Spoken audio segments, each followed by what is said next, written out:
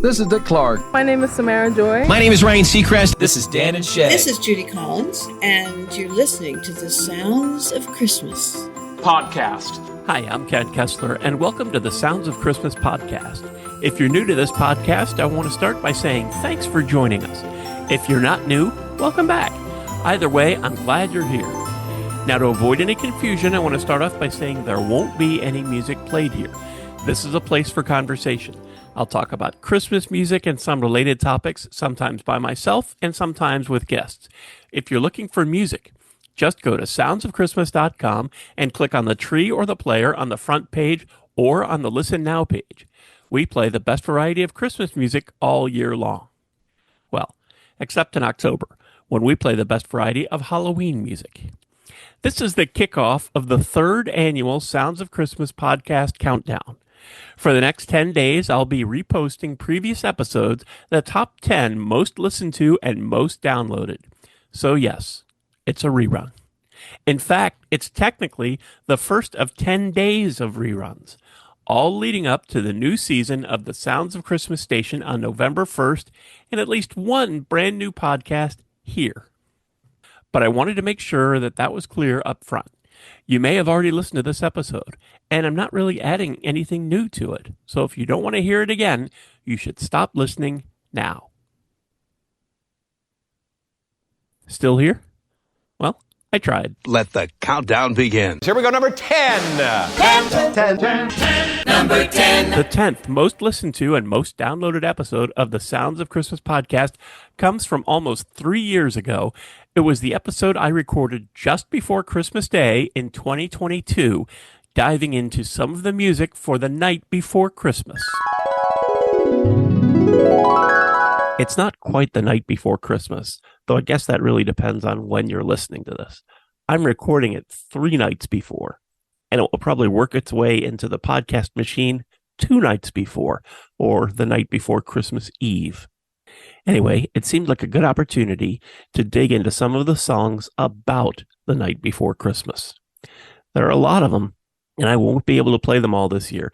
I'm never able to play them all. But I thought some of you, the ones who, like me, love Christmas music so much, that you might be inspired to look some of these up and maybe even make your own night before playlist or just add them to your night before Christmas routine. First, of course, there's the poem by Clement Clarke Moore, A Visit from St. Nicholas. Wikipedia says, quote, "A Visit from St. Nicholas, more commonly known as The Night Before Christmas and 'Twas the Night Before Christmas from its first line, is a poem first published anonymously under the title Account of a Visit from St. Nicholas in 1823 and later attributed to Clement Clarke Moore, who claimed authorship in 1837. The poem has been called arguably the best-known verses ever written by an American and is largely responsible for some of the conceptions of Santa Claus from the mid-19th century to today. It has had a massive effect on the history of Christmas gift-giving. Before the poem gained wide popularity, American ideas had varied considerably about St. Nicholas and other Christmastide visitors. A Visit from St. Nicholas eventually was set to music and has been recorded by many artists." End quote. I can certainly attest to that. It has been recorded by many artists. And as is the case with most Christmas songs, I don't have any one particular favorite, but there are a bunch that I do really like Aretha Franklin's version.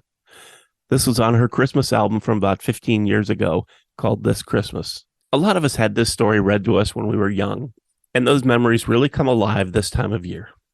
There's just something extra special about having a famous voice read this to us, and that goes up to another level when the owner of that famous voice is no longer with us. When I first saw that this track was on Aretha's Christmas album, I was sure it was going to be a song, maybe even the familiar poem set to music, as many others have done. But this is simply Aretha being Aretha, reading this story we all know and love. And it has that Christmas magic about it, making it feel like she's really here, and you can easily imagine sitting on the floor at her feet as she shares this visit from St. Nicholas. 50 years or so before that one, Art Carney delivered his take, the flip side of his Christmas single, Santa and the Doodly Boop. At the time, he was part of Jackie Gleason's show just before it yielded The Honeymooners. Since then, many different TV personalities have performed The Night Before Christmas, including Jay Leno, Phil Hartman, Robin Williams, Richard Thomas, Dick Van Dyke, and Larry King, just to name a few. William Shatner even included it on his recent Christmas album. And before The Simpsons had their own TV show, they had a short on Tracy Ullman's show that featured Bart rapping his own version of The Night Before Christmas.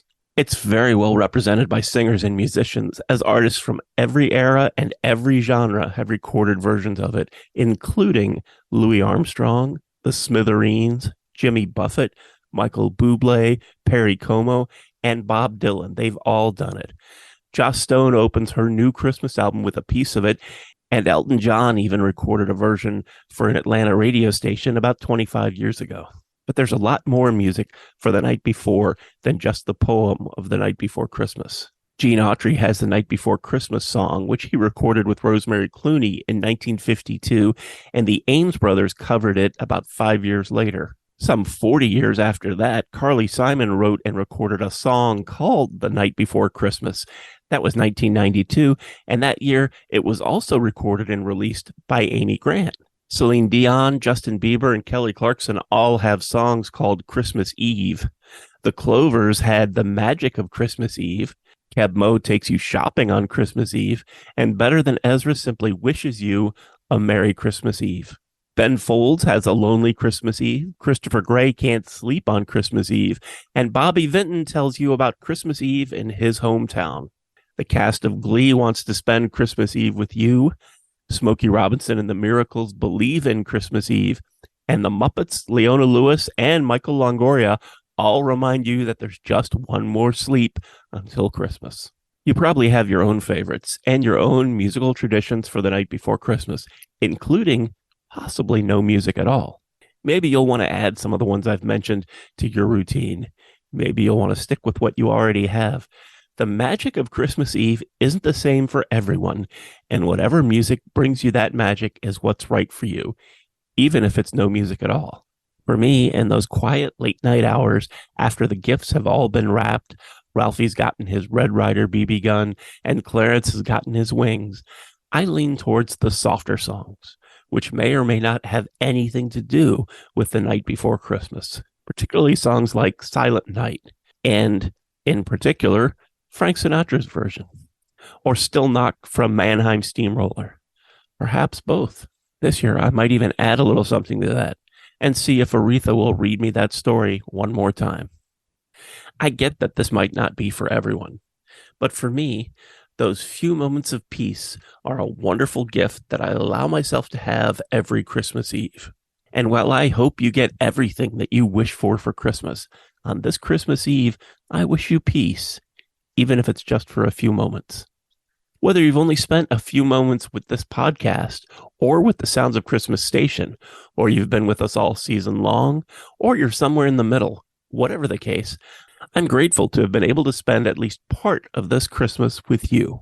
However you choose to spend those hours as Christmas Eve becomes Christmas Day, all of us at the Sounds of Christmas, those behind the scenes, and all of the artists that helped make this season happen, all of us wish for you a truly wonderful Merry Christmas and the best New Year you've ever had.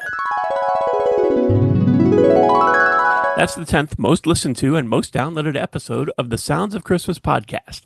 I'll be back tomorrow with number 9. Thanks so much for listening, helping me share some Christmas spirit, and for continuing to support the Sounds of Christmas station and podcast. I already told you how to listen to the station, and you're listening to the podcast now, so my work here is just about done. All of our episodes are available on the Sounds of Christmas website. Just click the podcast tab. And we also have a Linktree page that lists most, if not all, of the sites that stream the Sounds of Christmas podcast.